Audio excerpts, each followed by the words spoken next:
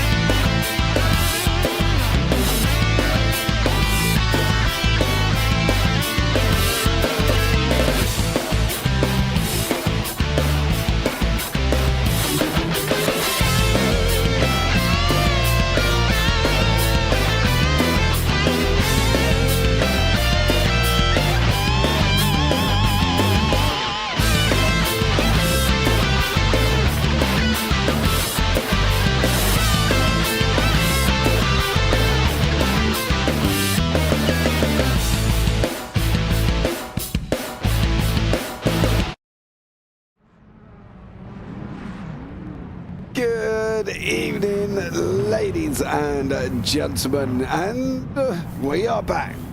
Yes, it's Thursday night, it's Virtual Motorsports Car Championship, and it's the NARS series. And well, where are we this evening? Ladies and gentlemen, I can tell you now, we are at Mosport. The track itself, 3.96 kilometers, 2.46 miles, 10 corners. Is it difficult? No. Should it be difficult? No. But it is multi-class, but it's going to make it difficult. So they're going to be looking out, going around the outside of turn 2. You could end up off at the circuit there as well. Up into Moss as well, down to Mario Andretti, straight away leading into 8 and 9. Well, they're probably going to be the opportunities if you can get through. Is it going to be difficult? Absolutely. So they've got to be careful on that one. Schedule itself, as you can see, we're here at the 60 minutes of Mosport. Then we go down on for round 8 on the 25th of July. For the 60 minutes of Road America. Then you go to VIR, Indianapolis, and Road Atlanta. Well, let's check them out because we've got to have a look at the strategies for the GT cars here as well this evening. And as you can see, cars to beat, the FE Vantage, should be an interesting one, the MEC8, FE AMG, and the ME NNSX. Tyres, medium tyres, fuel, well, this should be one stop on 30 to 35 minutes, but let's just see how they get on. But I'm pretty sure for GT3s it will only be one stop. In the Hypercars, however, it's the rear-wheel drive ARX06, rear-wheel drive 963, and the all-wheel drive Tipo 6 are the cars to beat. They've got the medium and the hards, 20 to 25 minutes for fuel runs, 2 stops. Yeah, probably about right, to be fair, guys, on the amount of fuel that these guys go through. Well, let's have a look at the challenges this week. Rain in the area. Tyre wear. And the timing with traffic, that is going to be the big one. The timing with the traffic, we know how much the traffic can, what sort of issues they can cause, but it is on the faster cars, let's not forget, to get through. So we'll see how that one works out. Right, the standings itself currently in its current formation. Dan Kirby out on front on 103 points with Alex King in second on 99.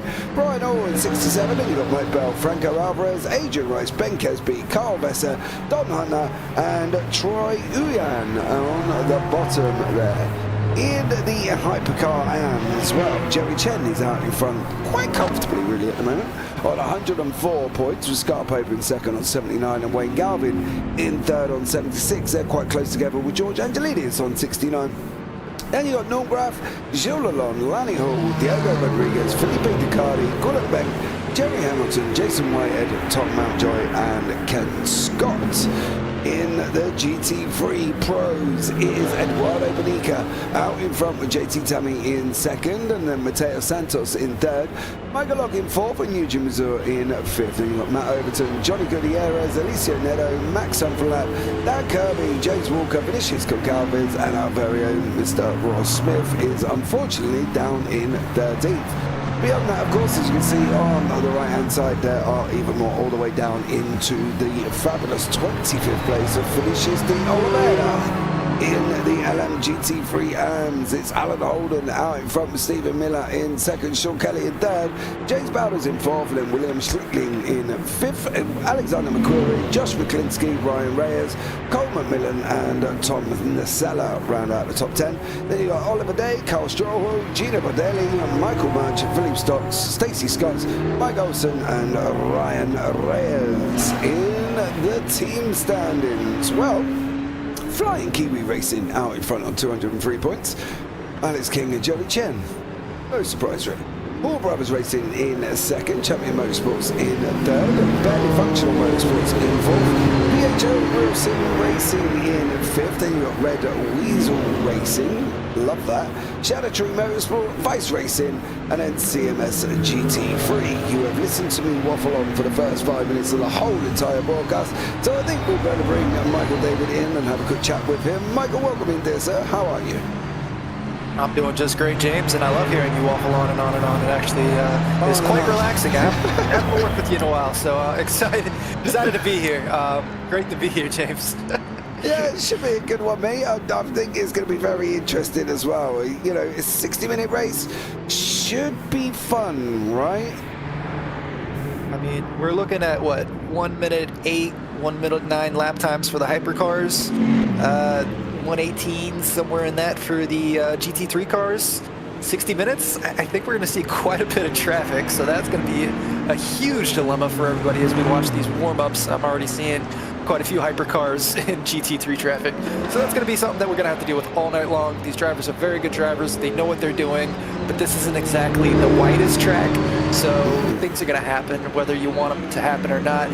I know you touched on the rain. The forecast I saw shows 0% rain chance, so I don't think that's going to be an issue. If you look at the sky right there, it's clear blue sky, so hopefully that won't be a problem, but I mean, it's always fun to just throw a little monkey wrench in things. Well, yeah, let's hope, I say let's hope not, but you never know. Let's see what happens here as well. And as per normal, I have got the fabulous Matthew Overton in the booth with me. He's come in and popped in for his normal chat before we go. Now, the question is can Matt hear me? Yes, I can. Oh, hello, dear Matt. Quite happily. Oh, as we see a Hypercar and GT3 come together. Not a good start. Yeah, of course. Hopefully we won't see too much of that. And I have to echo Michael's comments. This is going to be a very, very busy race for everybody. We saw that at Laguna Seca. We're going to see it here.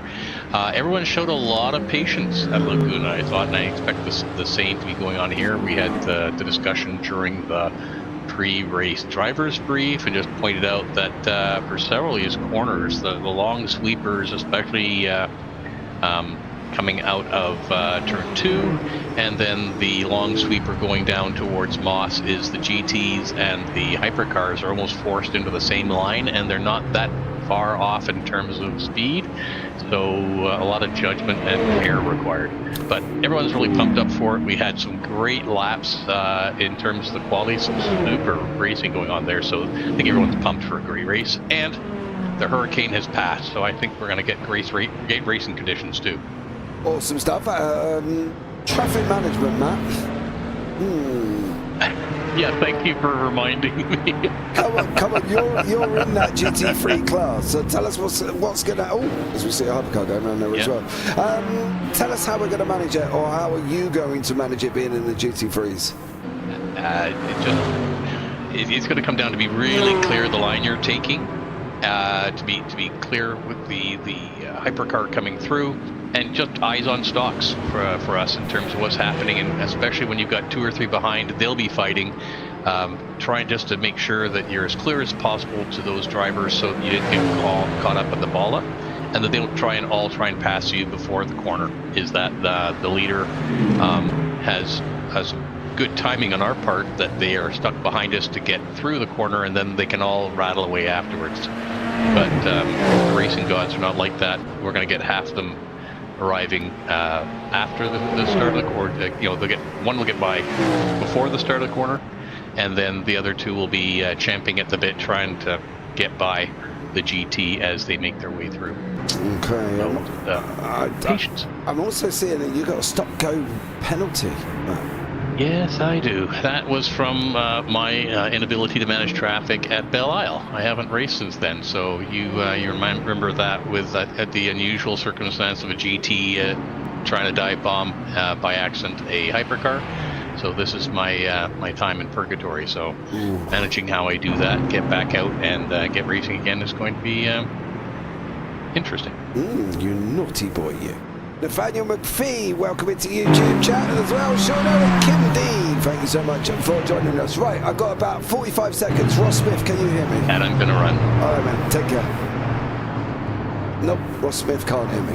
I'm right here. Right, we've got 40 seconds, Ross. What's happening with the mods? Go for it. Well, short and tall of it is for 2025, both modern and historic. We are going through the test mule phase right now, getting all of those in place. All of the historics are now done as far as mules go. So it's on to alpha testing, getting all of that in place. And I'm actually not racing tonight because I'm working on the mules for the modern series into next year. So wish me luck on that, and then we'll get these off to the testers, and then out comes all the graphical updates that we've been promising. Awesome stuff. Well, thank you so much for that one there, Ross. I'm sure we'll have a chat with Ross as the evening goes in. I'm sure he'll pop in and out. He can't resist. So there we go. Of course not. No, you can't. Thank you, Mr. Smith, for coming in there and making me not look like I told a complete and utter fib. Right, we have come to the end of the 5-minute warm-up here as well. Michael, Mosport, we both driven it. We both know it. How difficult is it going to be for a multi-class race? It's going to be tight for a lot of these tracks, or a lot of these turns. Like you said, they're going to be coming to some very close racing, coming into Moss corner for certain. These GT3 cars and the hypercars are going to be about the same speed, like he said. It's going to be dangerous. We're going to see incidents no matter what. Hopefully we don't see anything too crazy, but it's these guys are going to have to be on their tippy toes and heads on a swivel all night long. I am also very curious to how a GT3 car is dive bombing a hypercar, so I'm going to have to go back and watch that replay and figure that one out. Yeah, go for it on that one. Right, let's bring you up the starting order. Troy Huyan is on pole position with Alex King in second and Dan Kirby in third, and Adrian Rice is down in fourth place, and Franco Alvarez in fifth. Then we've got the Hypercar Scar Pope, Norm Graff, Wayne Galvin rounding out the top 8. That's going to be a fun one to keep an eye on, the Hypercar AMS. Then Ben Kesby, Gilles Lalonde, Castro and Eduardo Benica, the first of the GT3s. Yes, there is only a few hypercars, so be aware on that one. There's 15. Then we've got Dom Fryman, Chris Durdham, JC Tammy, and Alexander McQuarrie in 16th place. I do agree with you, Nat, as well. Stephen Miller in 17, Max Sunderland Lap, Eric Jacobs, and Mika Locke. Nathaniel McPhee, this might be wild. I've got a funny feeling it could be wild on that one. Vinicius Goncalves, Johnny Gutierrez, Cole McMillan, and James Walker will be on the 24th. You see the hypercars on their warm-up lap now. Then we've got Alan Holden, Ryan Reyes, John Mayer, and Oliver Day. They're on their way round turn 2 currently, so stay tuned. If you've got about 30 seconds to grab your drinks and popcorn. Tom Nacella, Sean Kelly, Jerry Chen, Brian Hall. I believe there was a Jerry Hamilton and a no qualification as well, so we'll have to see. Is he even here on that one? Then Lanny Old, Jason Whitehead, William Schittling, Matthew Overton towards the back end of the grid, so keep an eye out as we get rumbling along once more. Dan Kirby sitting at the front here, ready to rock and roll. Michael as well. What's Dan got to do? Is he got to get away cleanly at the beginning and hope that he stays out in front? Dan Kirby just has to do what Dan Kirby does. It's interesting to see that he is leading the hypercar class, and he's also in 10th place in the GT3 class. Yeah. Daniel Kirby is just absolutely fast no matter what he's driving. So I think as long as he's able to get a clean start, you know, he's going to have to keep everything calm around him, but it's going to be hard to beat Daniel. I know when I was doing the Glen, the 60 laps at the Glen, he just absolutely just completely ran the show from start to finish, and that was, you know, a dominating experience. So I'd be very surprised if, unless Daniel Kirby, something happens to him early in the race or some sort of traffic. I mean, he's on pole for a reason. Dude's fast. Yeah, I do fully agree with you. He is very, very quick, and there's others in the series that will confirm. He's on his way round turn 9, the left-hander. Ben Kesby has left a massive gap. I'm not entirely sure why you would want to leave a gap like that, because you are literally freeing Dan Kirby up on that one. Standing starts. That's why he left the gap. So we're gonna have a standing start here. I guess it just didn't really matter, and maybe he just wanted Kirby to have that a little bit longer sitting on the grid with cold tires.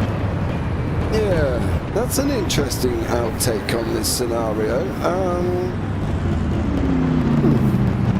Okay. Just a quick interjection. I think what may have happened was the server still had the standing start formation lap setting in there, so they ended up coming back around. They normally do a manual formation lap because it would just be a quick standing and go without a formation, but in this case I don't think it was updated on the server when it was reset. So they're going to do another time around, I believe, and then should be good to green. I was going to say, I've never heard of a standing start in a multi-class with Hypercars, because that would have been very, very exciting. Mr. Smith. On one of the smallest tracks in the series, yeah. Yes, it would have been carnage everywhere. Yeah. First corner chaos completely there as well. That was a standing start, but we are so we are going round again. So that's always good as well. I can stop having a mad panic about that as well. Where do we think, Mike, the danger areas of Mosport's going to be? Where are they really going to put themselves in danger if they do anything crazy? Last corner, it's going to be the tightest turn on the on the track. You got the two right-handers back to back. There's just not a lot of room there. It's extremely tight. I think if we're going to see any real chaos, it's going to be right there. You know, it's just really interesting to me to see what these cars they're going to be able to do when they come up on traffic in Mosport. I'm not entirely. I'm a little nervous about it, to be honest. I think the thing that they would have to do is just, I think, sit behind. Now, me personally, right, I'm quite patient when it comes to multi-class. I would sit behind and get round Moss and then do them on the straight, right? Why would I jeopardize myself going in to Moss or halfway through Moss when I've got a nice long straight for them to go at? Now, obviously, let's just bring quickly Ross in as well when we've got this short time. Ross, you're normally in a GT car. What do you think? Is that what the ideal scenario from the hypercar? Sitting behind you until you get around Moss and then overtaking you on the straight? Yeah, I mean, in general, you want to stick back where things are getting dicey, where it's kind of slow, because that's going to be your ultimate power moves, just coming off the corner and getting around. Trying to dive bomb in, especially in some of these corners here with the GT3s, just have so much more of a braking advantage. It's not going to do you any good. But at the same time, and like I just said, it is one of the shorter tracks on the calendar, so the hypercars do tend to get pretty excited as they're going through here, and so you'll find some pretty edgy scenarios, and some people just kind of pushing that limit a little bit more than maybe they should, or maybe more than their competitors would like. Right, okay, well there you go. That's a man who normally is inside the car as we trundle around turn 9. The left-hander Kesby is a lot closer this time around, with Alec King sitting in 3rd place. But here we go, ladies and gentlemen, boys and girls, grab your drinks, grab your popcorn, because I can tell you one thing, the 60 minutes of motorsport is a rocking and rolling, and we are up and running. Dan Kirby gets an absolute job done what he had to do. He takes off the lead round turn 1, no problems at all. Lets the car run wide coming out of turn 2, locks it back in again, and through he goes. As somebody, unfortunately, I think it was Brian Hall in the background. What's going on with the GT3s? He said, well, Dominica leading us away here as well. William Schlittling in second place. Dom Fryman in third. Max Sommerlap in fourth. And they've got a bit of a gap back to JT Tammy, which I'm quite surprised about. They didn't close in. Then you got the rest of the GT3 field. It looks like it may have just been caught napping there. Whereas the Hypercars itself, Dan Kirby, they're all there near each other. The GT3s are a little bit more spread out than they would have liked there, Michael, as well. It looked like a couple of them got caught up. Yeah, it definitely looked like there was a bit of a slow start for quite a few of those GT3 cars. Also, Ben Kesby didn't seem to have a great start. He was immediately under pressure by King. So Alec King bringing right back to the pressure here as we come into turn 9. It looks like it's going to be a tight battle here for second and third place right off the start here on lap 2 as we see a little bit of oversteer there. Quite the correction. There's a lot of power with these rear-wheel drive hypercars, so you're going to be seeing that quite a bit tonight. But these guys are all over the road just trying to keep pace as much as they can with Daniel Kirby, who seems like he's already sailing away. Yeah, it's a bit unusual seeing Ben Kesby sitting up that high in conjunction with being in conjunction relative of pace with Dan Kirby and Alec King. Don't get me wrong, it's normally Alec and Dan are normally absolutely flying away as they drop it down the hill. We're on board with Alec now. Up through Moss we go. We're in third. Is it? Oh, he had to that down to second, regardless of what was going on, purely because Kesby did not get a good run through Moss. Now up Andretti we go. It is Dan Kirby out in front. Kesby in second place. Alec King in third. Is he going to look to make a move around the outside of turn 8? He's putting that draft in. Closing, closing, closing, and there he goes. Round the outside of turn 8. Is he going to be able to get it done? He's going to have the inside for 9. He chopped his nose off. Poor old Ben Kesby into the plastic surgeon. Kim Kardashian knows one for you, buddy. Give her a call there because you have just lost your nostrils on that one. Did what I said he was going to do, round the outside, Mike. Yeah, he really was able to hold it out. We know Alec King is very fast, but that was a little sketchy maneuvers for being lap 2. But I mean, he makes it look easy. He gets the job done. Does cut the nose off, but I think Ben Kesby was definitely becoming a little bit of a bottleneck there for him. So if he has any chance at all of taking this fight to Daniel Kesby, Alec King Daniel Kirby, sorry, Alec King had to get that job done. Also, there is quite a few K names up front there. Yeah, Kirby, King, Kesby. That was tripping me quite up. Yeah, he had to make the move. Alec had to make the move. That was just basically near on a certainty there as well. Dom Fryman having a nice little bit of a ding-dong further down in the GT3s. This is for second and third place overall. This is William Schlittling in front of us here as well. So Don is doing a great job. Oh, as I say that, getting off there. Yeah, and then they make contact. Schlittling into the barrier. Don carries on like nothing happened there in his Corvette. And now he's got another Corvette behind him, which is Max Scumfenlap here as well, Michael. You know, Don not having a great time there, into the wall, a little bit of contact, and unfortunately, he's lost the position. Yeah, he's definitely, Schlichting has definitely lost the position. Those Aston Martins are extremely fast, but these Corvettes seem to be taking it to them quite rapidly, actually, as we see, what, 3 of them in the, no, I'm sorry, that is, yeah, there's 2 of them in the top 5, and then you got the Aston Martins there. So the Aston Martins, very quick, very, very quick cars. It's going to be interesting to see. That is a Mustang right there rolling in 5th place there. So it's going to be interesting to see the different car manufacturers and how they're able to cope. But right now, you just got to kind of feel for Willem Schlittling. That was an interesting moment there, and he's able to kind of bring it back, but it looks like he's under a lot of pressure from JT Tammy in that Ford Mustang. Yeah, absolutely. It's not going to make it easy either. If you've driven the Ford Mustang, you will know that it's a very tough car to get right. You've got to be careful. Oh, yay. JT Tammy getting, excuse me, getting about as close as he could possibly get there, Michael. Yeah, no, definitely. That was very close, and luckily he's able to back out just a little bit as we ride along with him now. He's got a ton of power down the straight, but that Aston Martin's also very quick in a straight line too, so I'm a little surprised. We're going to see him try to dive to the inside of turn 8. Oh, that was a late move. That was a late move. Oh, how did Schlichting keep that from going around? Oh, That was an impressive bit of driving, an impressive save there by Willem Schlichting, because JT Tammy definitely put a nose where he should not have put it. yeah, definitely did on that one, and cool blimey, did he make sure he was trying as well. At the moment in the hypercar, it's Jerry Chen out in front. He's got 1.5 over Lanny Hall, he's got 0.5 over Norm Graff, 0.3 over Gilles Lalonde. It looks like these guys having a little bit little bit of a ding dong themselves here. Is that Dan Kirby we got going through GT3 traffic? Yes. Okay. Wait.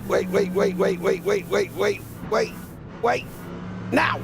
And off he goes. He was clear. Don't you worry about it.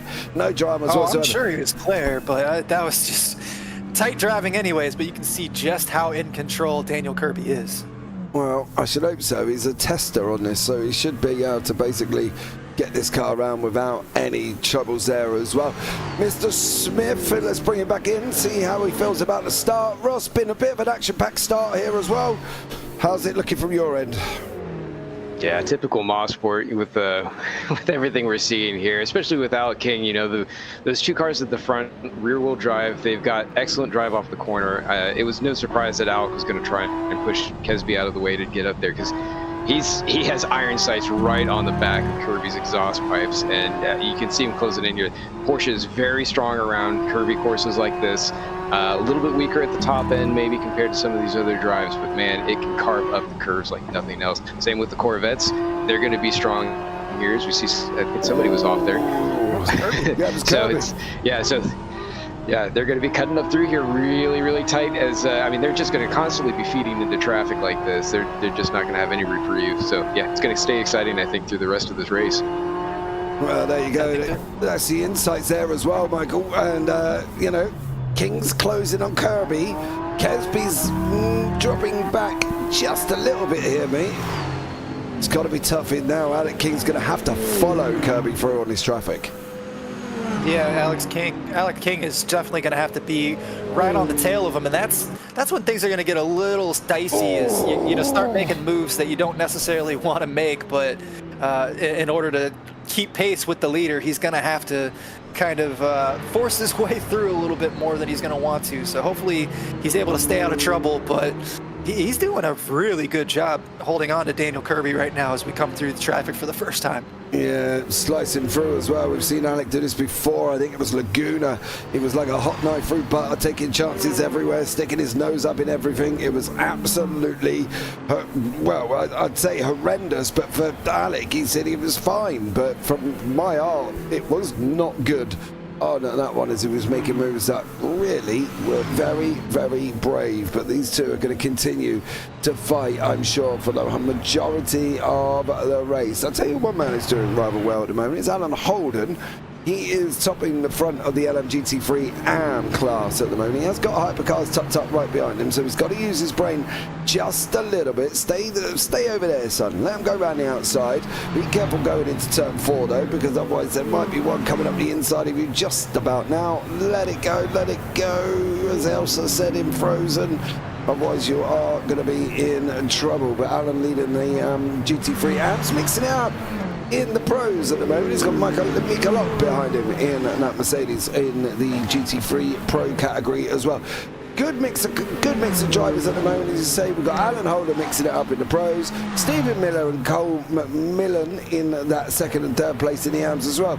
So is there really that massive deficit between AMs and pros in the GT3s? It doesn't appear to be. This is also a very short track, time around the track, so you're going to see a little bit more of the competition, but it's definitely a very close field when it comes to the AMs and the pros. I do think obviously the pros are pros for a reason, but it's in a track like this, you're going to see them mixing it up a little bit closer, as we see Alexander McQuarrie really getting on the back end of that Ferrari for Alan Holden. So, and we got that Mercedes right there. That is a pro car, like you said, so it's going to be interesting as we see the pros and the AMs fighting it out with the hypercar coming up through the field. Yeah, the problem is as well for Alexander McQuarrie, he needs to either clear Michael Lock, because the leader of the AMs is in front of him, and that is Mr. Alan Holden. They've got a hypercar on to the left-hand side as well. That hypercar is very, very ginger. He literally could not have been any more worried about what was going on then, because he did not make a hypercar move, and we've seen that multiple times before where a hypercar makes moves and Gilles Lalonde off into the grass. So that's our GT3 car. Let's see if we can hopefully get this to work properly and see if we can see what that is. Major battle for the lead at the same time. Yeah, looks like they've had contact. Tiny gap. Alec King has taken Daniel Kirby. We'll have to get to that in a moment. But yeah, no, that was definitely a dicey situation there. Yeah, I'm wondering first though if Ryan Reyes went off. Yes, he did. But then where did Gilles Lalonde come into this? Just two separate incidents? The same corner, maybe? Just going around now. Let's go back live and pick up. Yeah. Oh, yeah, he did. Yeah, they both just kind of lost it in the same corner, same spot, just completely separate incidents. We jump back up front here. Alec King has gotten by Daniel Kirby. And Daniel Kirby getting quite sideways there, going through the GT3 traffic.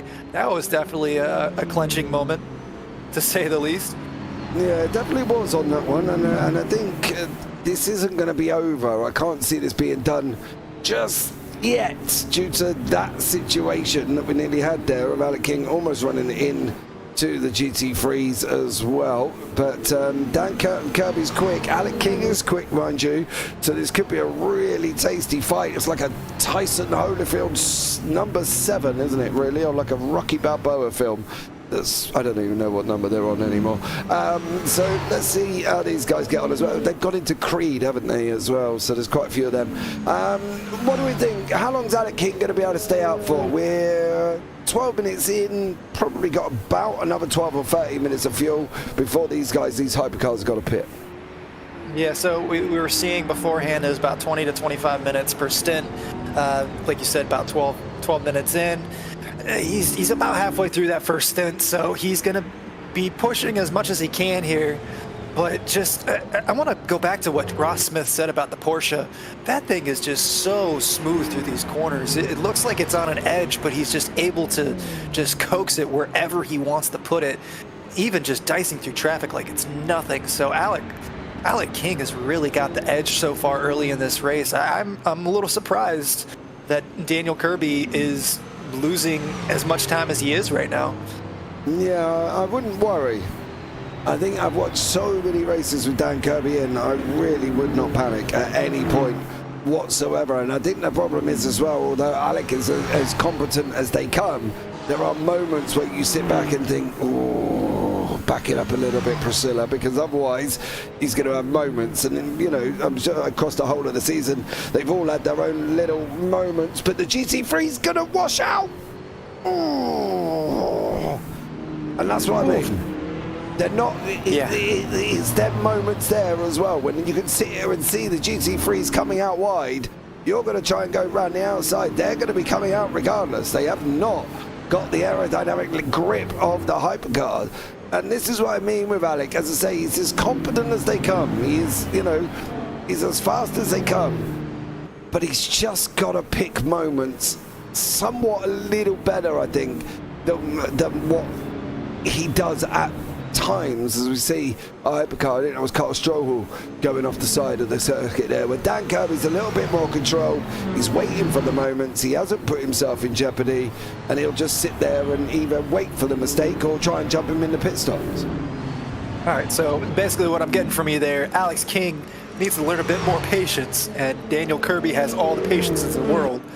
So, yeah, that's definitely going to be an issue here if it continues like this, because as we've been saying and as we've been seeing on the screen, these GT3 cars, they don't have the downforce. They're not going to be able to get through the corners as cleanly. They are going to drift out further on corner exit, and it's going to become an issue at some point. I do want to jump over to the chat. Nathaniel McPhee, a couple minutes ago, so it's been about 5 minutes, I think, now, saying that he's surprised we haven't seen any DNFs. I'm scrolling through my timing sheet right now, and I don't see any DNFs either. So, oh wait, we have one DNF. Yeah, one DNF there as well. I tell you what, might be a good point to bring Ross into this one as well. Ross, you know both drivers between Dan Kirby and Alec King, right? You've been around them for ages. Who would you sit back and say is the most patient one? I've got Kirby, personally. I'd agree with you on that. In terms of just sheer patience and sort of racecraft when it comes to dealing with traffic and long-term strategy, I'd say that Daniel is probably a little bit more even-keeled in that regard. I mean, Alex is they're both very good drivers. They both can work a lot with traffic. I would say Daniel's probably more traffic aware. He's a bit more of a GT3 whisperer, whereas Alec is kind of just a move, get out the way kind of thing. But I mean, both of them manage their cars differently, but very close together. no sooner said. But it is to note, obviously Alec has been in the Porsche throughout the entire series. He's been running, whenever he's been in Saturday and NARS, he's been running the Porsche. So he's very well versed with it. This is the first time that Kirby's actually been out in competition in the Cadillac. So he's still feeling it out. And he's still trying to work out strategy, understand where the strengths and weaknesses are. So he might be laying back, trying to take advantage of some of the better fuel mileage from the Cadillac, and maybe try and nip Alec in some of the pit stop strategy. So we'll see how it kind of plays out as they go along. I do love the fact that Ross puts it as a move, get out of the way. My dad always used to call that a bull in the china shop, basically. You know what I mean? It's like going in there with massive antlers and just going absolutely crazy. But let's see what happens there as well. Ross, thanks so much on that one. We'll catch up with Ross as the race has gone on as well. It's been very interesting to sit back and watch, and I think now, I don't think there's going to be a lap, considering where the hypercars are going to be going through traffic and going back down to this, so that you can see just purely from this gaggle of cars here, Michael, that they are going to be hitting traffic every single lap, I think, from now on. Oh, don't go around the outside. Oh, gee whiz, Batman. That grass is just like ice when you get out there with that rear-wheel drive. You got to be really, really, really careful. Yeah. Oh, man, that was a very bold move, and I do want to... That's the lead! That's the lead of the GT3, AMS! Alan, you gotta feel for him. That was just the wrong place, wrong time, and hold up, let everybody come through. Oh, that was Alexander McQuarrie, and he was, no, that is Alan Holden, sorry, who was tapped around by... It was McQuarrie that tapped him. Yeah, McQuarrie got him. Well, not got him, he's not some peanuts in it off a shelf at a supermarket, but if you have a look... You can see coming into the final corner, McQuarrie goes up the inside, boop, and boops him round, and then Overton has just got nowhere to go. He's just sitting ducks, oh, yay. I do want to catch the end of his rejoin though, because it does get a little bit weary. So he's got to back up now as well. Let's not forget he's got to turn in circle of a double-decker bus in that Ferrari at the moment, and the other cars are going to come. Oh, yay. It did look like when Alan was coming through there, he had the hypercar on the inside of him, kind of forced him outside, and that's really what opened the door there for McQuarrie. So unfortunate incident, but McQuarrie definitely coming out way better off than our previous AM leader and now third place, Alan Holden. Yeah, not an ideal scenario for them guys on that one. See what happens, I think, when it comes to the rules a little, you know, and the stewards coming out and stuff like that, because obviously there's been, you know, contact. It was clear to see. It wasn't exactly like it was hard for them to miss it. So let's see what happens here as well as it goes on, and see after the post-race results. Matt Overton, however, has just finding himself now, bumped himself up a little bit here. So Matt doing a great job in 24th overall, and we can see on the multi-class on the left-hand side for Overton. Currently, I believe he's sitting in 7th to... 6th, 7th, 8th place at the moment, chasing down on Michael Lock. So great job from him. The gap up front is extended quite a lot. We're going to jump into the Hypercar AMS here. This is Wayne Galvin currently at the moment. He is in the red and black machine. He's chasing down Norm Graff in the Cadillac. So we've got HRC Acura and Norm Graff in the Cadillac as well. Jerry Chen dominating the Hypercar AMS at the moment, to be honest with you, Michael, as well. 16 seconds out front. He's absolutely flying, is Jerry Chen. Yeah, short track, 20 minutes into the race, already got a 16, almost 17 second lap lead. Yeah, I don't think Chen is having too much to sweat about right now as we see this battle very tight between Graff and Galvin. We've seen them battle quite a bit recently, so this is going to be a kind of a continuation. Ooh, had to back out of that one. That was very close, very tense racing here. As we see, that's Moss Corner right there. That's exactly what I thought. When these cars, you know, these hypercars are going to be in these battles, and then all of a sudden they come up on a GT3 car, you have to back out, and it brings you right under pressure from the car right behind you. So it's kind of a lose-lose situation. So they got to be very careful. But luckily they were able to avoid the rear end of that Aston Martin on this lap, as we see a couple hypercars coming into the pits. Oh, I tell you what, Wayne Galvin was going a lot quicker than that other hypercar. I can tell you that much. Jerry Chen as well. Our leader. No, it wasn't. It was. Where are we? Is that true? Yeah, it was Jerry Chen. What, going into the pits that slow? Yeah. He look how much time he lost already. Did he run out of fuel before he got there? I mean, we were looking at 20 to 25 minutes. Jerry Chen, he is driving 22. the Porsche. So, yeah, I mean, I guess it's definitely right in that window. So, I mean, I think it's, we see Daniel Kirby and Alvarez are both in the pits. So this might shake things up a little bit. But Alec King in the Porsche having no problems with fuel consumption at this point in the race. So I wonder, maybe it's part of the setup. Maybe Jerry Chen just started with just a little bit less fuel, but he definitely lost that entire 16-second head start there, as we see Pope now for the Hyper AMS coming into the pit. That's going to move Gaff up into second unless Gaff comes in for a pit stop. So this is definitely going to be interesting. The pit strategy is going to be huge for the battle up front, that's for sure. Definitely will be there. And as Alec King comes Alec right here. King comes in, where is Dan Kirby in conjunction to that one? That is coming out of the pit lane, the other end actually. He's going around, down into 4 at the moment. I don't know whether or not he's going to get close to Alec King. This could be very, very interesting. Is Alex in his box? He is in his box. Kirby's on his way up the Andrade Straight. He's using a hypercar in front of him for a slipstream there. I believe that is Adrian Rice in front, but the graphic shows that Kirby's in front of Adrian Rice, and Alec King is on his way out now. Where is Dan Kirby in conjunction to that, coming around the final corner? Brian Hall takes the lead at the moment. Alec King comes out. Dan Kirby comes around turn 2. So, yeah, still a little bit of a way to go. Didn't get him in the pit stop. So, huge incident. Lots of damage for that Mercedes right there. We're going to have to get a replay.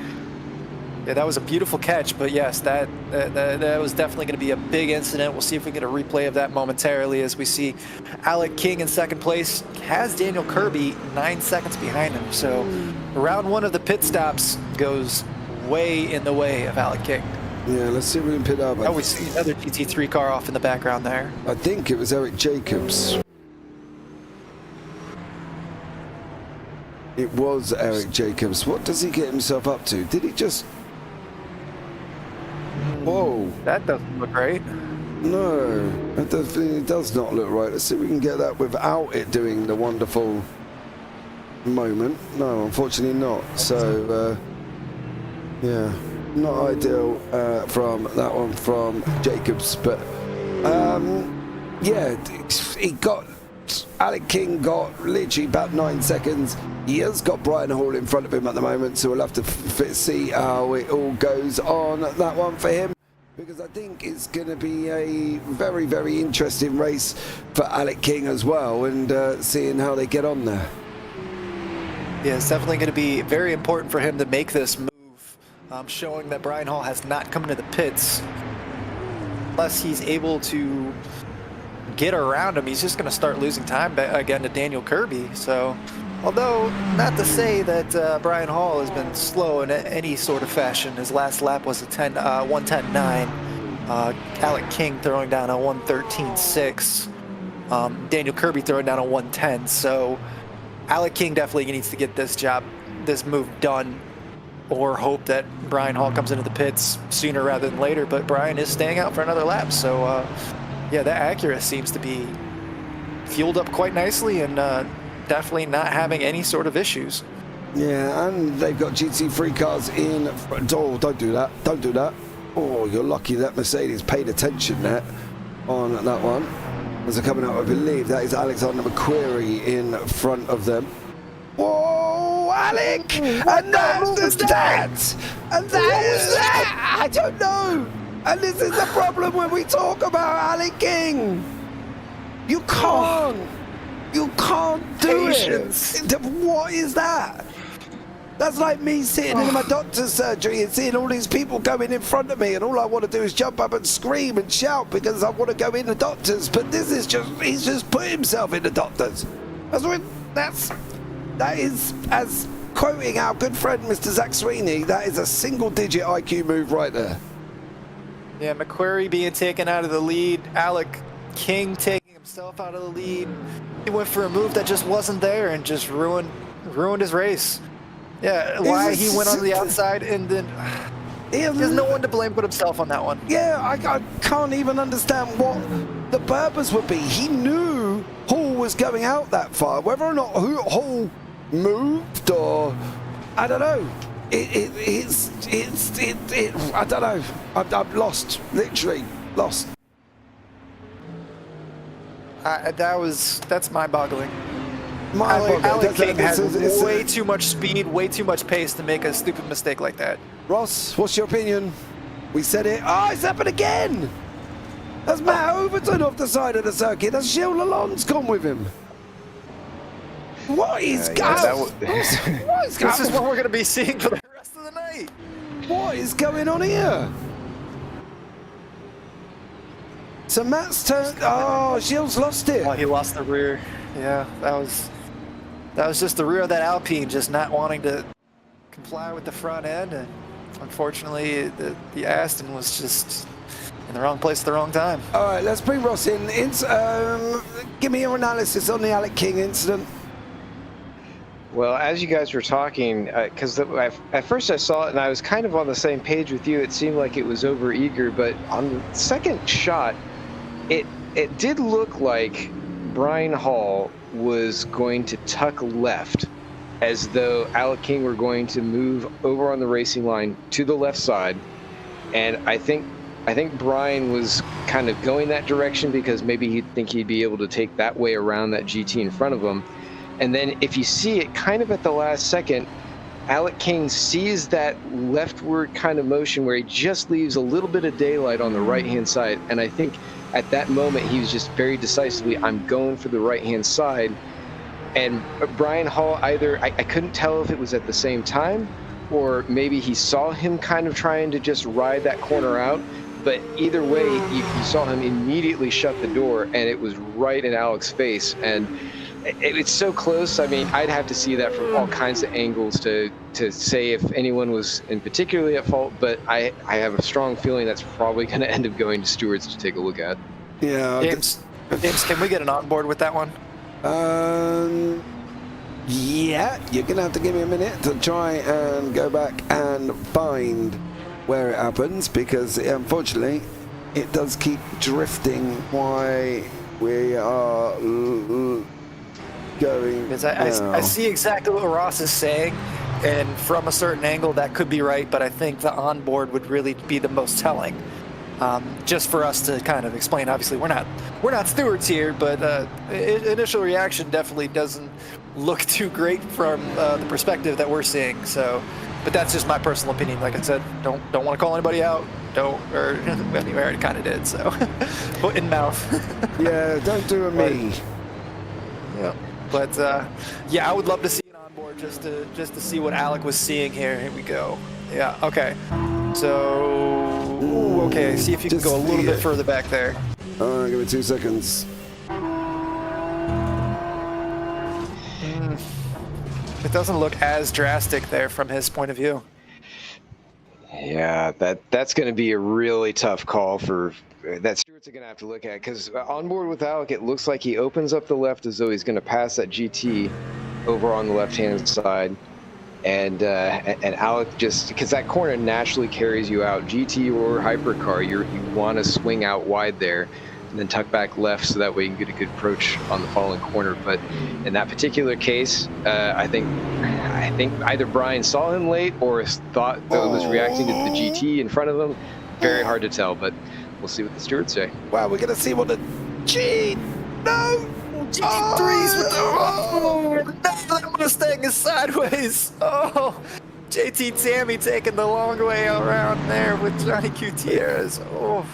Yeah, there was a mixture. We had 5 cars all wanting the same bit of tarmac, and unfortunately, that ain't gonna happen. You know what I mean? That's just not gonna happen on that one. That was Troy Uyan in the mix on the fight of that one. Is that John Uyan's little brother, Mr. Smith?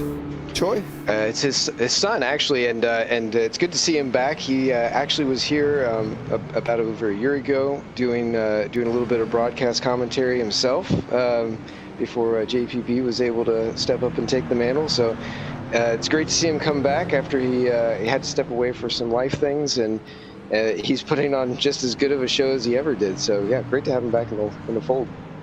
Well, there you go. Awesome stuff. How There's old life is he? outside of racing? Yeah, there is. How old is the young man?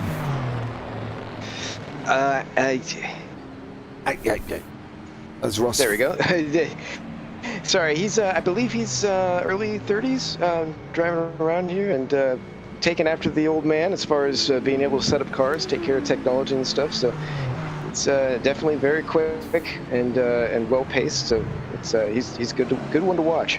Awesome stuff. Right, I can tell you the DNFs have gone up from 1 now. We've got Concalves, King, Gilles Lalonde, who we saw, Alexander McQuarrie, who we definitely saw, and Tom Nacella have all, unfortunately, DNF'd on this race. So we've got literally 27 minutes on the clock. We are going to be looking at the GT3s are going to start filtering in currently as well. That's Eduardo Bonica currently out in front there in the Aston Martin, doing an absolutely stellar job in the pros. And then Alan Holden is back in the lead, and where do we sit back though, Michael? We've seen obviously McQuarrie spin Holden. Get it right, sir, because I'm just about to give you some praise here and I don't want you to bin it. We saw McQuarrie spin Holden, and then McQuarrie was involved in the Alec King should we say. Some would say karma, others would say just unfortunate place at the wrong time. I would say both for him, because McQuarrie, I know he spun Alan Holden, but from the view that we saw, that in my opinion, Holden was outside because there was the hypercar there. He didn't really have any place to go, tried to make the apex, and McQuarrie was just there, you know, he was committed to the apex already, so it was kind of more of a racing incident in my opinion on that one.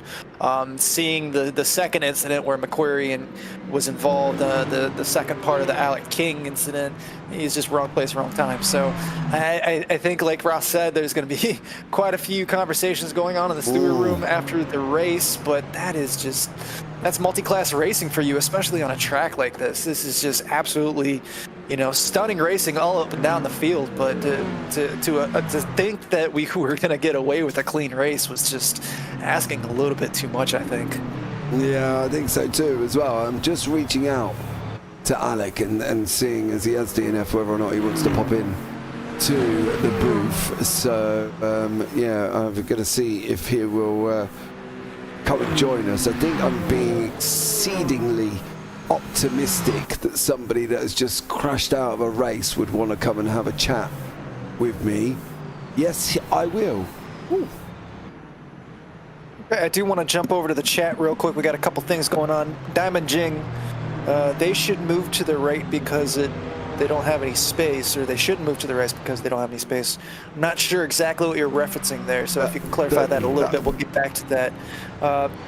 Vinicius Goncalves was in the pits and his RF2 closed out on him, so that is just unfortunate. Tough there for Goncalves. Yeah, that's. But I mean, could be like in real life, you have engine failures and transmission failures, and everything just goes wrong there. So we see a hypercar off in the background there. That was Wayne Galvin on that one. I can tell you just as much. Right, I have managed. He has come into the booth to have a chat with me as well, Mr. Alec King, leading the race. Let's see what it says. Alec, how are you? Yes. No, you are live, so no swearing. Yes.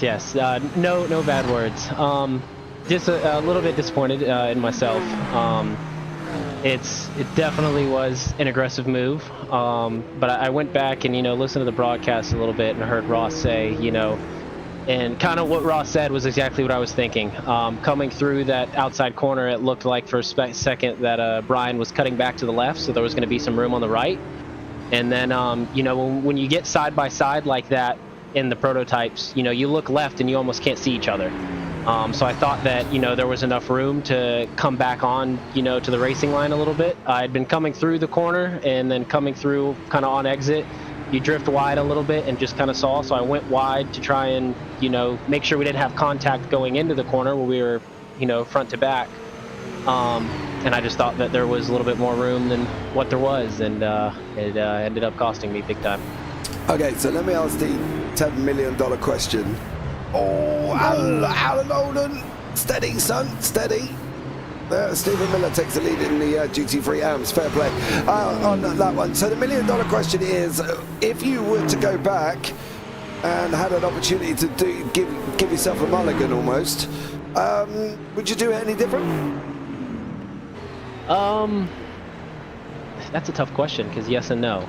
You want to say yes, you want to do it differently so there's a different outcome, but being behind Brian, I saw that the gap to Kirby behind was dropping a little bit. So, you really, and with the GT traffic that was there, I really wasn't trying to lose more time because, we all know how Kirby is. Kirby's super fast. So you try to just always make sure that you have that gap.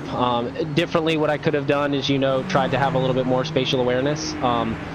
That's definitely something that's kind of hard to get in the sim, especially when you're on one monitor, is not having a full FOV to look out to see where a car is and everything. That's true. That's very true. So, when you're like that and, you go on the outside and then you almost get side by side and, coming through, if you kind of see on the replay, my front wheels were kind of ahead of Brian a little bit. Even though I was offline more, my front wheels were ahead. So when you get that kind of clarity, all you see is clear tracks. You go, oh, okay. You kind of have to have that spatial awareness and know he's there, but it's hard when you're in the heat of the moment and you just are looking straight and you don't see anything that you think he's not there. And in my scenario tonight, he ended up being there, which is not great. It does suck because we had a really good car for this race. I wasn't able to get as much practice in for this race. Truthfully, I wasn't expecting to run as good as what I was.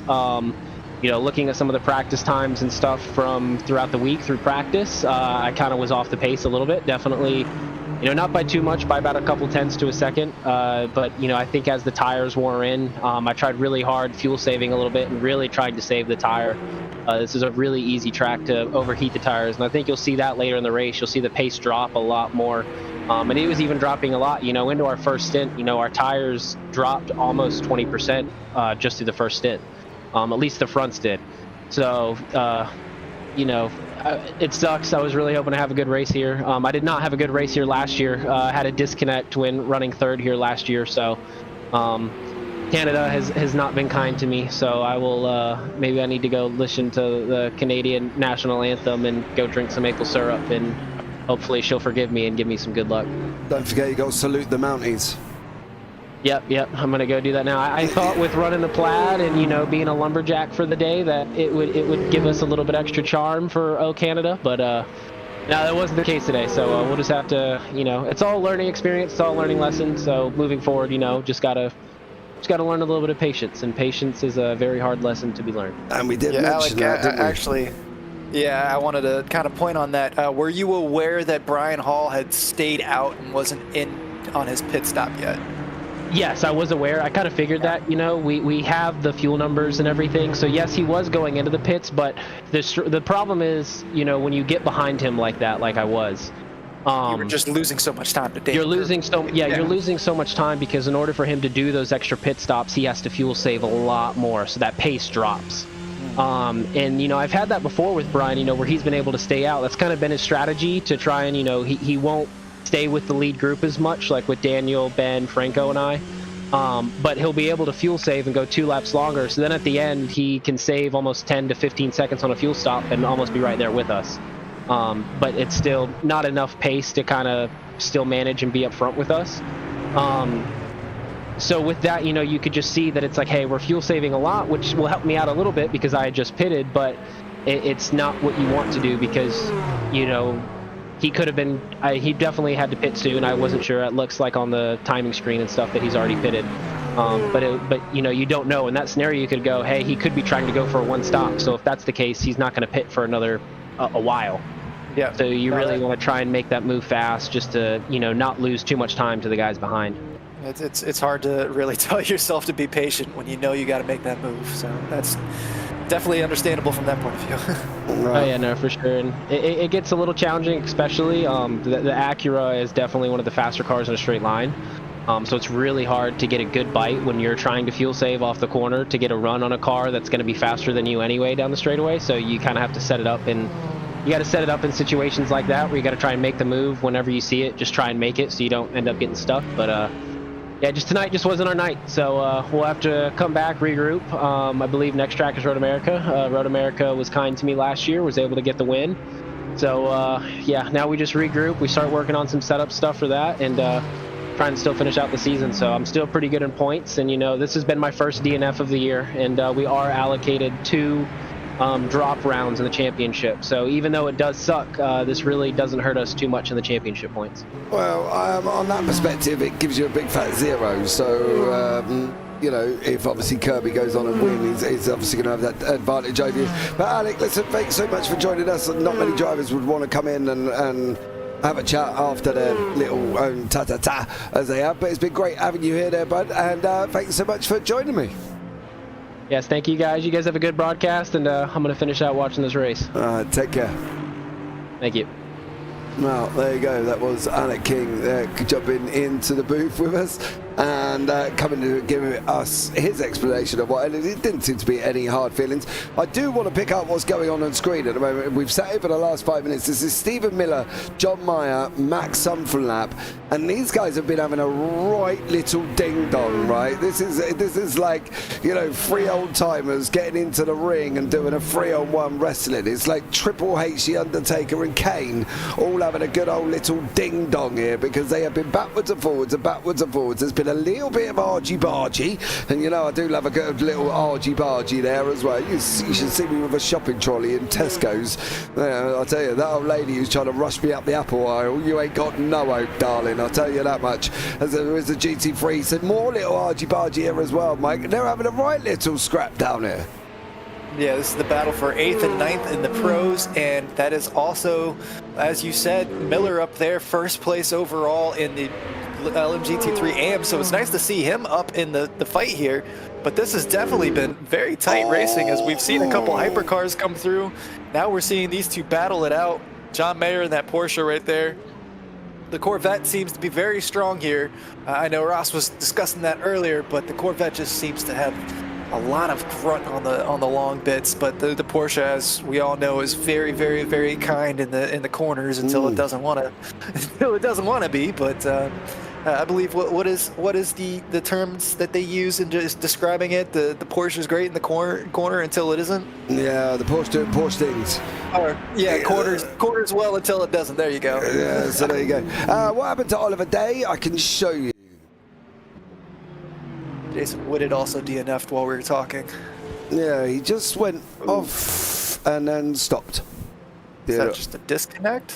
No, I think that is just Ollie Day saying, I'm tired, I want to go to bed. I don't know. Thank you. Thank you, I've had enough. Yeah, that's, as you can see, he just literally comes into turn 2, runs a little bit wide, bounces it over the curb, and parks it. Unfortunate there, but there you go. It is unfortunately what it is, isn't it? We got right. Give a quick rundown of what's gone on so far as well. Dan Kirby obviously taking the lead earlier on. We did say his consistency would be the key, his traffic management would be the key, and it has. We have obviously seen what happened to Alec King. We've seen that multiple times. However, good luck for being a show. They've come to contact. Don't take him out. He's the leader. Yay! John Meyer. Man, I think Daniel Kirby's heart was in his throat there for a moment. That was just absolutely just terrifying. Yeah, I can tell you I can tell you what weren't in his stomach if you really want, but I'm going to try and put it as polite as I possibly can. You know, brown pants comes to mind on that one. We can have a look and see what happened to John Mayer there. Oh, that's John and Mac, I think. It is. Yeah. The battle for 8th and 9th that we were just discussing. It looks like the vet just gets in the rear end of him. Hypercar just getting out of the way. Daniel Kirby had a little bit more space there, but still very, very tight between the Hypercars and GT3s. And John Mayer able to continue on pretty much unscathed, I guess. Yeah, somehow he came out 9 seconds ahead of Mac there. So I guess somehow Mac ended up on the wrong side of that. Yeah, unfortunately for them there as well, you can see the hypercars up the front wiggling their way through traffic once more. Traffic has played an absolute, well, it's played quite a lot in that as well. Oh, Porsche Corvette. And you know what that was, right, Diamond, as well? Like, I'll give you a bit of an insight into the Corvette. It basically just had more grip, which led to more speed. The Porsche didn't. And one run up to the other, and they were in the back end, unfortunately, on that one. That's all it looked like from my point of view. The Corvette just looked like it had more speed, carried it through the corner better, and unfortunately the Porsche didn't on that one. They are fairly spread out at the moment here, guys, as well. They've been after the pit stops, and some of the GT3s have been in as well. Jason Whitehead is the latest DNF. Max Somfenlap has just drove down the pits in that Corvette as well. I will say I did drive the Corvette today in another sim, and I have to be blatantly honest as well. Oh my God, I loved it. It was absolutely amazing. Really? Yeah, mate, I literally, I kid you not, I loved it. It was awesome. And do you know what else I did today as well? Set up a VR and drove it in VR for the first time today as well. It was incredible. My own driving ability wasn't so much. I spun the thing twice coming out of Druids at Brands Hatch. But the car itself, it felt awesome. It really did feel awesome. I actually enjoy the Vet quite a bit, but I'm just a little bit surprised to hear you say it, knowing that you are more of the Mercedes kind of. Yeah, I know you like to stick to Mercedes, so I would think that maybe you would lean a little bit more towards the Mustang, as the Mustang is kind of in between the Mercedes and the BMW. So hearing you say you like the Corvette that much is actually a little bit of a surprise to me. But I do want to point out that Daniel Kirby has been into the pits. Franco Alvarez has already had his second pit stop. So this is going to be very tight up front here. Daniel Kirby coming back out. It was about a 5.5 second gap before we saw that big incident. And then Franco Alvarez jumped into pits. About a 6 second gap now. So Daniel Kirby coming through, keeping that gap as much as he can. But definitely been a very stressful race, to say the least, up front for Daniel Kirby. Yeah, we've got Ross Smith unmuted there. He was going to come, and I'm sure he's coming to have a chat with us. Ross. Just kind of a comment regarding some of the GT3 battles here, which are really great and really picking up as the race goes on. You see some of those 50-50 split weight distribution cars like the Porsche and the 296 really start to kind of change their demeanor, and I think that's really what happened with that Corvette. The Corvette's very balanced and stable throughout a run, and I think in the case of John Mayer, he was having a little bit more trouble getting through some of those corners in that third sector. And that CH can just carry so much more speed right through where you see him right now. And I think that's where it just kind of caught him out, got him in the back end, especially as there's more traffic around. And you're going to see more incidents like that over the next 5 to 10, basically the end of the race, as drivers try to contend with their cars basically running out of grip. So, game on.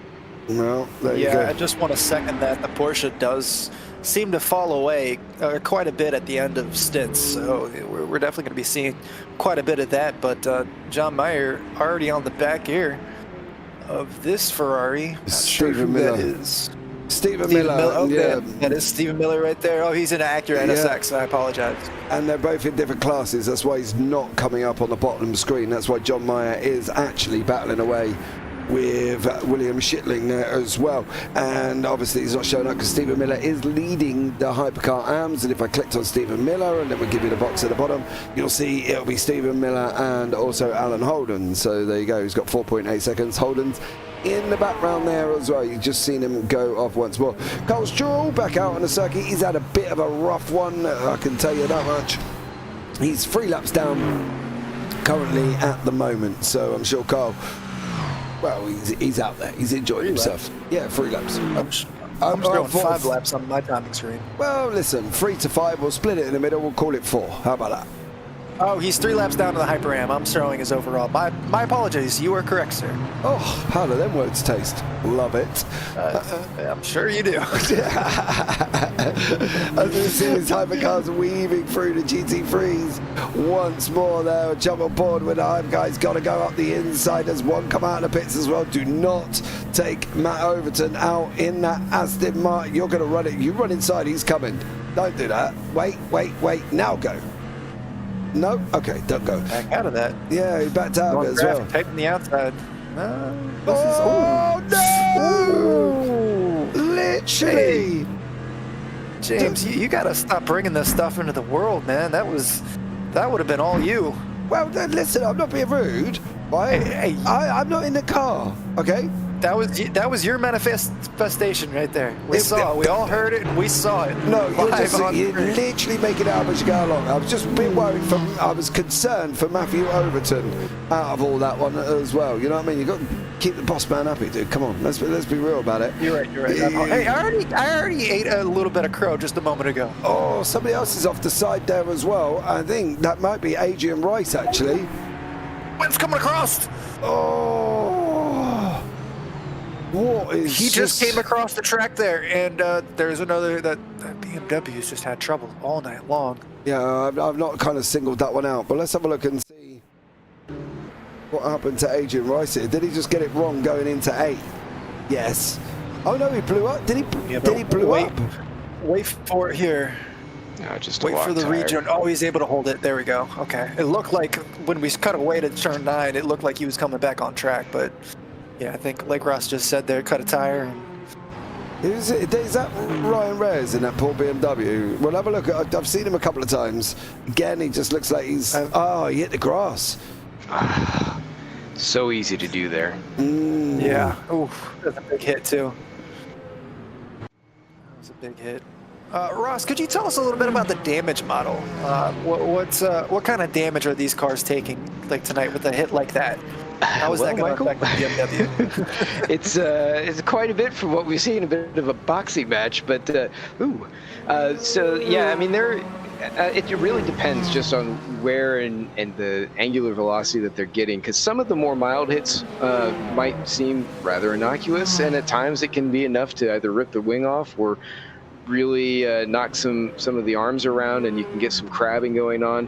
I haven't seen anything that's really resulted in anything overtly major here. Obviously, if you rip a wing off, rip a splitter off, that will really affect you, because you really need that downforce through the twisty bits on this track, or else you're kind of hung out to dry. But yeah, anything that you see falling off the cars, we've done some destructive model testing where we get those to work properly, and they can affect you when you run over them, just like in real life.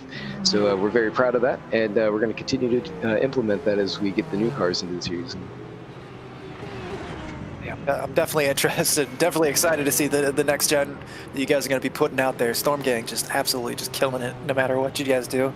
Well, I'll be happy to know that, obviously, you know, what the historic year is, but I'm still going to know that one as well. We've got Gilles Lalonde, looks like he's waiting in the booth here as well. Gilles, unfortunately, is out of the race. We did see the incident that happened with Gilles. He has come and joined us. Gilles, you are live. Let's keep it clean, my dear sir. How are you? I'm pretty good. It's just not my race. What's your opinion of what happened? There we go. I did a change to my button assignment on the wheel, and when I was pressing for cycling the HUD, it would bring the escape box, and then I wouldn't see anything.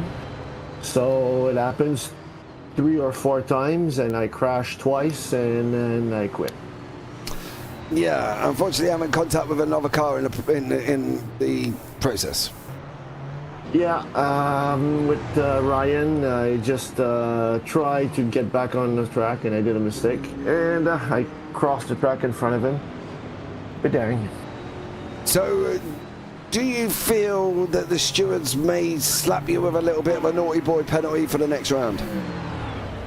First, I'm a steward, and I would slap me with a penalty. But you have to give your own. You have to give your own head a wobble, mate. Yeah, if Ryan makes an IRR, I will get one. That's for sure. If he does not, well, it lays with him. So, would you not make one against yourself, though, Gilles? I never did that in my life. Well, you know, as you just sat here live on YouTube, that's never going to go away and is never going to disappear again, and admitted it was kind of your fault. You know, are you going to slap one in for yourself for your own driving? I'll do the John Ewan issue. I'll do it. Okay, well, we'll see. Don't forget to give yourself a penalty as well while you're out there, mate. James, don't pressure the guy into giving himself a penalty. What are you doing here? I'm not. I mean, that was Lanio. That is a wide run. Yeah, Lanio. I think no, it wasn't Lanio. That was that Ben Kesby actually? Just taking a little bit of a dive out.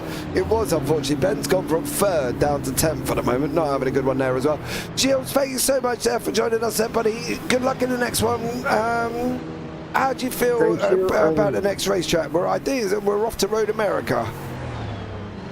Road America is a fast track, and it's wider than Mosport. Mosport it's very, very tight when you try to go around the people, and most of the time it's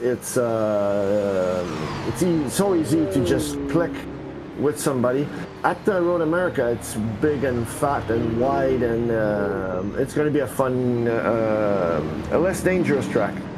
Okay, Gilles, well, much appreciated there, bud. Thank you for coming in for a chat, and look forward to seeing you there at Road America then, buddy. Yeah, thank you. Keep up the good work. Bye-bye. Cheers. Well, that's 2 drivers with it who's come and told them about their incident. However, Gilles probably shouldn't have admitted it was his fault on the broadcast, because, let's face it, you know, it's just a bit of guilt there, isn't it? I think you egged him on that one. Hey, listen, he said he was playing with buttons play with boxes come up on the screen, and he couldn't see nothing there either as well. So, unfortunately, it is what it is. This is a James Walcott Michael Lott battle. Now, they have been getting close together, as have... Oh! That's Miller! That's how close is involved with that? That's Miller! That's Sunford Lab, Miller, and... Oh, they're still going ding dong. What is Ryan? Stay out of this, Ryan. Stay out of this. You've had too many. Steve's on the too many close calls tonight. Steve's on the grass. There's a little bit of afters. I feel terrible for Ryan Reyes in this race. He's just been in the wrong place at the wrong time, like 20 different times. Yeah, but have you seen Max? I believe that is Mac in the Corvette there, and his car is done. He cannot keep that car on the racetrack at all. He's just got nothing. Look, he tries to get it back on, car just goes left, tries to bring it back on again. No control. No control whatsoever there as well. Let's have a look back and see how that happened. Well, Michael, you asked about the damage. There you go. There's the damage right there. All right, we see these two battling it out. Oh. Ooh, contact there. Oh! Mac just had no place to go. That was Matty Overton, just as I turned around and said, leave the boss man alone. And he goes and, unfortunately, comes up and ends up in the back end of Stephen Miller. So, that's decided it doesn't want to work properly now. So yeah, poor old Matty Overton. That's unfortunate, isn't it? I think as well, because Stephen Miller was leading the AMS. Alan Holden's now taking it on, and they just literally, this happened, and then poor old Sunderland just come around the corner. Look.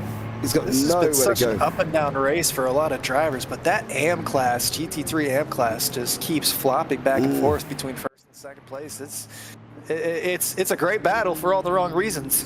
Yeah, I think that's the problem, isn't it? They're swapping places, giving it all of that as well. But let's pick up on Mr. Dan Kirby. The timer has run out. We have gone round Moss, which I believe will be for the final time here as well. Max Sunflap's DNF'd. It looks like he's DNF'd 1 lap from the end of the race. But ladies and gentlemen, boys and girls and people of all ages, I think you can safely admit the man that we said needs to run clean, keep his head, which is what he did do. He's coming round turn 9 now. Dan Kirby is going to wrap it up in his first outing in that Cadillac as well. He's going to take the victory there. It's going to be game over. Job's done. Jobs are good, and on I go. Thank you very much. Yeah! Dan Kirby takes the win at Mosport. Absolutely stellar job from him. Jerry Chen, I've got to be honest here, Jerry Chen not only took the win, or is going to take the win in the Hypercar AMS, he's also got Scar Pope on him. Nah, he'll be alright. He's also should wrap, not like that, he hasn't.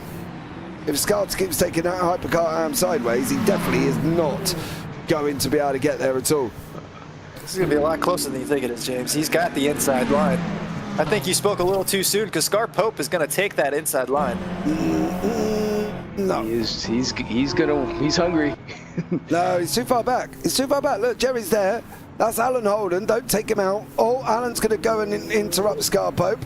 And now it's going to be Jerry's going to go to run down to the line. Jerry Chen wraps up the Hypercar AMS. Alan Holden takes the win in the GT3 AMS as well.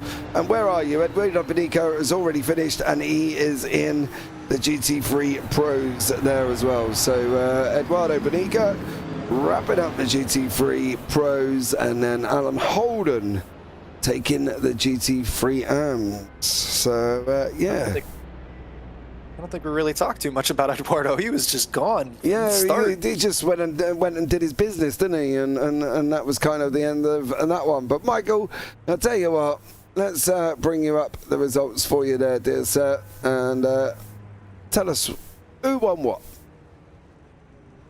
All right, coming through overall, we got Daniel Kirby taking the win with Franco Alvarez and Jerry Chen rounding out your top 3. Scar Pope coming in 4th place, Brian Hall in 5th place, Troy Uyan in 6th place, Wayne Galvin in 7th place, Lanny Hall in 8th, Ben Kesby in 9th place, and Norm Graff rounding up your top 10, coming in at 51 laps. Then we have Adrian Rice, Eduardo Benincia taking your win in the GT3 Pro class. Carl Strohal having a little bit of a rough day, falling back to 13th place. Chris Duham in 14th place. Don Fryman in 15th. JT Tammy in 16th. Johnny Gutierrez in 17th place. Michael Locke, James Walker, and Villian Schickling coming through in 20th place there. 21st, we have John Mayer, Alan Holden coming through in the GT3 AM class as your winner. Stephen Miller coming through in 2nd place, 23rd overall. David Anderson, 24th. James Bowders, 25th. Matthew Overton, 26th. Cole McMillan in 27th place. Ryan Reyes in 28th. I got to give a shout out to Ryan Reyes. He had a lot of stuff going on, and he was still able to stick through and complete the race. Max Sunthulap DNFing in 29th place. We have Eric Jacobs also showing in 29th. I think that's going to be 30th place. Sean Kelly in 31st. Jason Whited DNFing in 32nd. Oliver Day also DNF. Vinicius Goncalves in 34th. Alec King 35th. Jill Lalonde in 36th. Alexander McQuarrie in 37th. And our first DNF of the race, Tom Nacella, back in 38th place. There you go. Well done on that one. So that's the end of that one. We'll give the drivers a couple of minutes to see who jumps into the waiting room. I'm hoping they're aware we're a little bit further down, so they should be able to pop in and come and say hi. And I think we can safely say there, Michael, it's been a very interesting one, hasn't it? And I think one that basically we could sit back and look at and go, well, you know, it was all right. They did well. But could they have done any better? Dan Kirby, I don't believe, could have done any better. Jerry Chen wrapping up the Hypercar Rams. There was no reason for him to do any better. He did a great job anyway. Eduardo Bonica, again, amazing job in the GT3 Hams. And then Alan Holden, GT3 Pros, and then Alan Holden in the GT3 Hams. So overall, I think everybody did a job this evening. You know, some did it better than others, but overall, they did a great job. I mean, multi-class at a tight, short track like this, we were going to expect it. We knew it was coming. They could try, but these incidents were bound to happen at some point or another.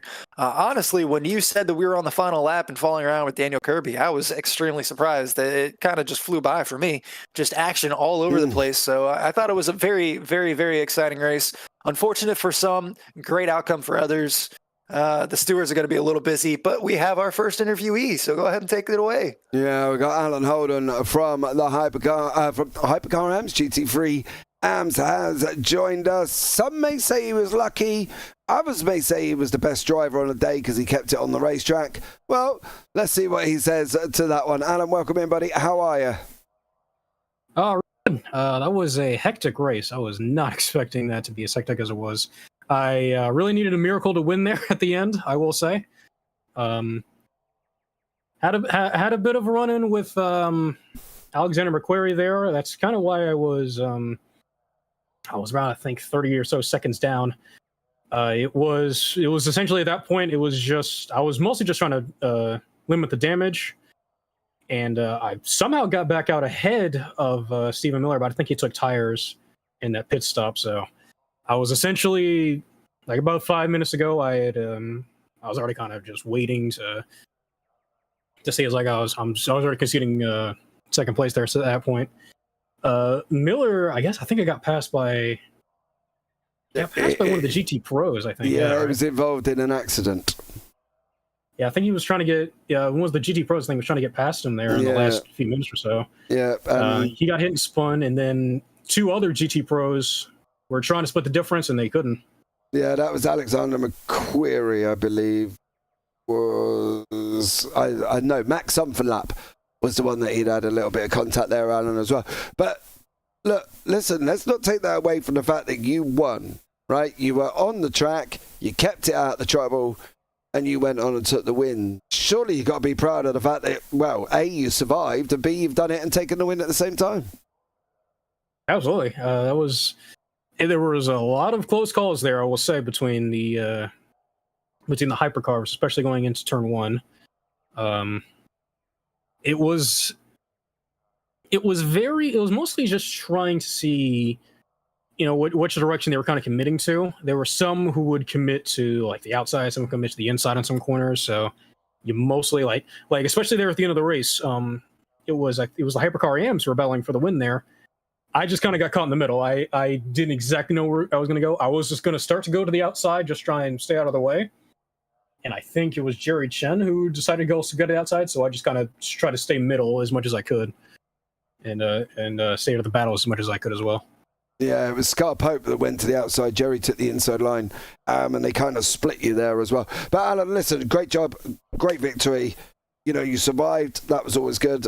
Great action down in the GT3s as well. Anyone you want to shout out before we let you go? Of course, shout out to David Anderson, of course, again. He gave me that opportunity to drive for his team. I think this is the fourth straight win I've had on tracks I've never raced at before. So nice. Well done to you, dear keeping that trend going.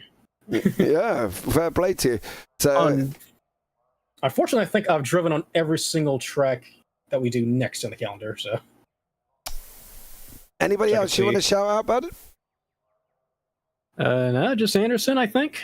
It was a very good race. That was very, very well done. Of course, you know, just really unfortunate for Miller. I think he really should have taken that one. I think he did really well in that race, but that was a very good race. Yeah, it was. Well, Alan, thanks so much for joining us there, buddy, and look forward to seeing how you get on at Road America next time.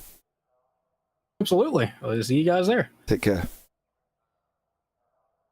Right, and now next up on the list is the GT3 Pro winner one, Mr. Eduardo Bonica. You didn't see him much today. It was like his own little ninja in that Aston Martin. He was slipping through, didn't appear on the screen, which can only mean one good thing for him. He didn't make any mistakes either. He survived till the end. He took the GT3 win.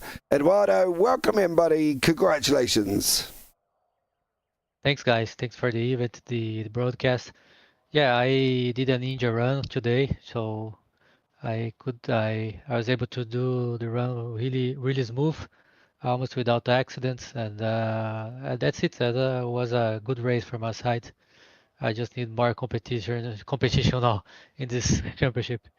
Yeah, you got out kind of in front at the beginning as well. Do you think that was kind of one of the benefits there? Because you didn't, you were out in front. You got the hypercars last almost on their first lap. Do you think being out in front sort of helped you massively? Yeah, definitely. I think I got a clean run since the beginning. And even in the qualifier, I was able to do a clean lap. So in the end, I have a bit of luck too. And so everything was smooth for me. Yeah, it went really well for you there, sir, as well. Going on to Road America next time out, how do you feel about Road America? Well, it's a good track. I like it. And the Aston is not the best at the top speed, so maybe we got a surprise from other cars getting better situation to fight for the race and have more competition. Awesome stuff, Ed. Well, thank you so much for joining me there, buddy. Is there anyone you would like to say thank you to? No one is special. I just want to thank everyone who involved in this event, especially Matthew and you guys from the broadcast. And that's it. Thank you all, guys. Bye-bye. Bye-bye. Right, and next up, as we're going up in order, we can have a chat with... Whoa! As we interrupt him in mid-conversation here as well.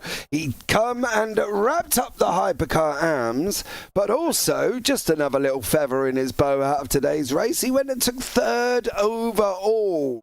And, well, that's not bad at all, but let's see how he feels about it. One, Mr. Jerry Chen. Jerry, congratulations on your hypercar win there, buddy. How are you?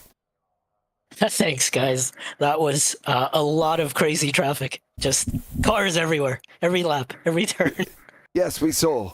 You know what I mean? There was a lot going on out there, Jerry. What was it like being in the car, though, when you drive in a race like that? It's like 100% focus every lap, every corner. There's no let up, and especially here, there's no long straight. So it's super focused, and you can't let up even for a second. It's very, very scary sometimes. Well, you got the Mario Andretti straight, Jerry. Surely that's the passing place, isn't it? Even there, sometimes I saw GT3s going 3 wide. They were in their battle, and I had nowhere to go. I had to cut through the grass a couple times just to make sure I didn't kill anybody. But yeah, that was so much fun.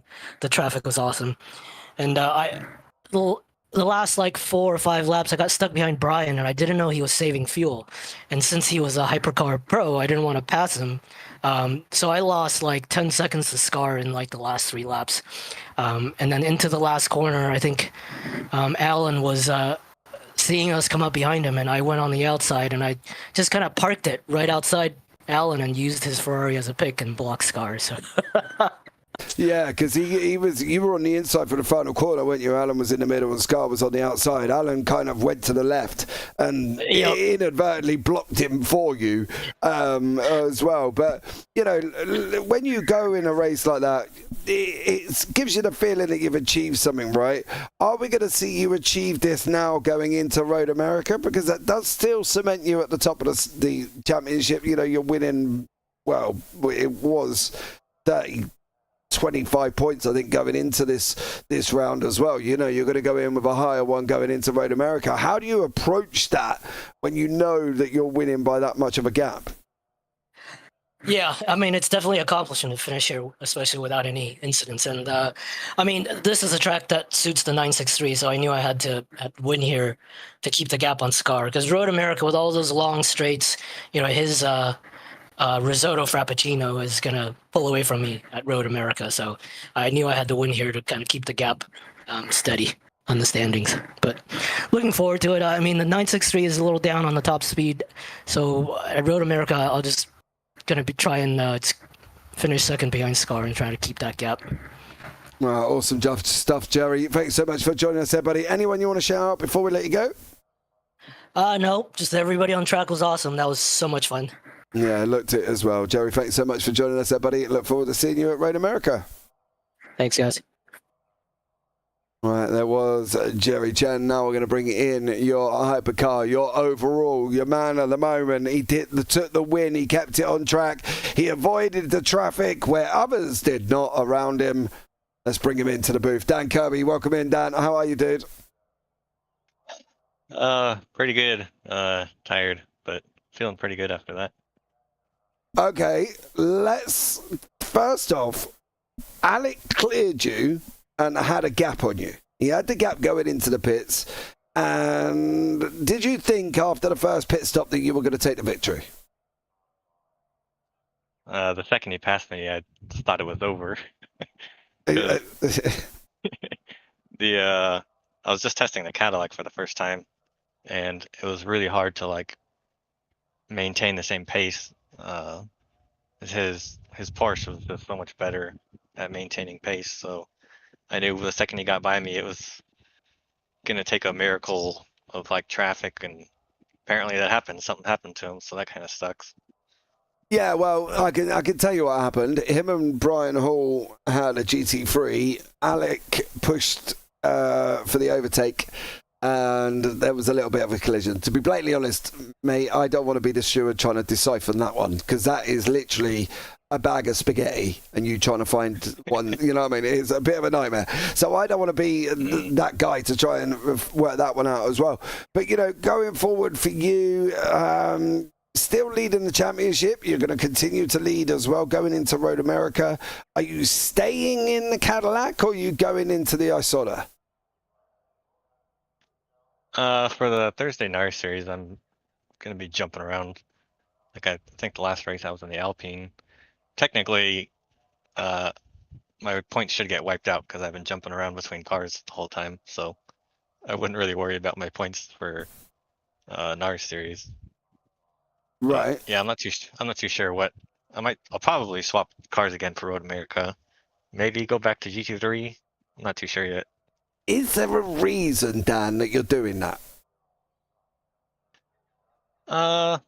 Partially just to test how the cars are doing, see like which ones need help, like maybe for BOP or something. Partially to just showcase what all the cars can do. Try and show the variety of our mod and try and get as many cars as I can to be competitive. Is that you giving up on the championship? For Thursday, yeah. I'm not really in any championship like for Thursdays. So yeah, I'll just be jumping around and having fun mostly. Dan's being very modest. He's working really hard, as he said, to to look at the cars, to try them all out under race conditions, and to pick out the weaknesses and the strengths. And he does a fabulous job for us here at SGS, providing feedback. And as you know, George is constantly tweaking the BOP, both for overall, but also for Le Mans. And Daniel's a big part of the feedback that helps him do that. So does Dan get an honorary championship then? Like you can, as I'm a celebrity, I can get an honorary degree. Does Dan get an honorary championship? Because obviously he's clearly still winning. Dan gets his own shelf. Dan gets his own shelf. Okay. All right. Fair play to you then. Dan, thank you so much for joining us there, buddy. Well, we'll look forward to seeing whatever vehicle you're in at Road America. Anyone you want to shout out before we let you go, mate? Just usual, everyone here, CMS. This is super fun, awesome, good times. Awesome stuff, Dan. Thank you so much for joining us, mate. All right, thank you. Oh, I do love speaking to Dan. I think Dan feels so awkward coming into the booth, but he does at least come in, and it does, we can have a little bit of a giggle as well. Matt's joined us back in the booth as well. Matt, how was it out on the racetrack for you? I got murdered a couple times, recovered. We saw. Yeah, I enjoyed the race. I mean, for the racing set and the race going on, I would have preferred a better finish, but I had already sort of boxed that out with my stop and go, and then just ran the race that was presented. I think everyone's going to be watching the replay and the stream really with a great deal of interest about what went well and what didn't. I think the stewards may find themselves a bit active for the next little while as we get ready for Road America. But I cannot be at all unhappy with the number of folks that show up on to race this series, the VMSC, and also the V8 Supercar series we're running. It's just tremendous. The guys come out, they prepare, and we run a race every week. So they're pretty dedicated to come in. They put in good races. So I was just down to the ground happy with today, so I can't complain at all. Well, I'm going to be very, very interested to see if Gilles Lalonde gives himself a penalty, because he said he would after that incident he had as well. But Matt, thank you so much for joining me. Is there anyone you would like to say thank you to? Yeah, actually, some folks that don't get a lot of recognition. Although we do give them recognition, but I mean, sometimes unsung heroes are the folks who step in to be admins for us when Ross or George or I can't do things. Eugene Mazur has done it once or twice. I just had Carl Stroll come and admin for me. So, and Ross steps in to help me out, and I know he has some people that helps him. So it's particularly Carl and Eugene who have stepped up to help out when I can't be here. It's going to be one of them perhaps in a couple of weeks. So really appreciate their background support as they sort of come along in racing, but also show interest in doing stuff as well. So, to make things happen. I'm really appreciative. So is Ross and so are George. Yeah, fair play on that one as well. Well, thank you so much for joining us, Matt. Sir. And we'll look forward to seeing how they get on at Road America. Absolutely. Take care, guys. Take care. Now, can I bring Mr. Smith down? I can as well. I'm going to have a final chat with Mr. Ross Smith, who was the Ted Kravitz of the VWSC Thursday nights. Ross, how was it out there for you, buddy? I think that was a really great race. Action all up and down. We got to see a lot of different strategies play out throughout the entire thing. Lots of different car strengths and weaknesses coming and going. And then obviously that last minute desperation as you get into the single digits on the clock. It was just great all around. Yeah, it was an absolutely evening of racing there as well. And Ross, would you want to be a steward at this moment in time? There are probably a few incidents that we'll need a hard look at, but I think overall, I mean, as many off tracks and things that were going on, it was just running a little bit at the limit for some guys. There weren't too many races ruined tonight, so I think overall it actually wasn't too bad, especially for the nature of the track. It's fast, it's short, it's tight. So as far as overall racecraft and everything, I think everybody did a fairly good job. And I'd like to give a little shout out to Don Fryman, who's on the Storm Gang team. He finished up on the podium there for the GT3 Pro. You know, he's got some years and experience behind him, and just showing that, yeah, you know, I can jump in after being away for a while and still show these young guns what's up. Awesome stuff. Well, Ross, thank you so much for joining us for the third voice in the booth there as well. Much appreciated to you. And are you going to be back on track for Road America? I will probably end up missing that one as well. Unfortunately, there's still some responsibilities and a few other life things going on. But I can say that I will be back for CTMP and the two mech rounds that we're going to be having. So I'll be around. I'll be in your ear and still get to enjoy all the time with you and the broadcast team. Thanks to Michael for coming out tonight, and yourself for staying up so late. I know it's a challenge sometimes when you. I won't tell you the time now, but yeah. The thing is, though, you don't mind when it's good racing like that. You know what I mean? So I think that's the thing with this show, Ross, as well. We've had every single race has been just an absolute barnstormer, isn't it? It's been great, you know, and it's a testament to the mod, to the drivers, to the way that it's been set up. I mean, it's really great to see. You know, you don't have anybody that's really abusing anything here. There's a lot of good camaraderie. There's a lot of close, tight, very competitive racing all up and down. We you know, I just hats off to everyone involved with the process of splitting the field between classes and everything. It's just, like you said, puts on a really great show. Yeah, it definitely does there as well. You can see the schedule on your screen in a moment. You can see next time out in about 2 weeks' time. We're heading off to Road America. Last word from Michael as he is in the booth with us. Michael, thank you so much for joining me there, buddy. How was it for you?